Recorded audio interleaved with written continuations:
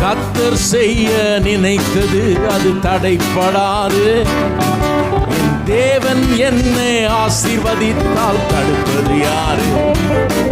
என் கர்த்தர் செய்ய நினைத்தது அது தடைப்படாது. என் தேவன் என்னை ஆசீர்வதித்தால் தடுப்பது யாரு?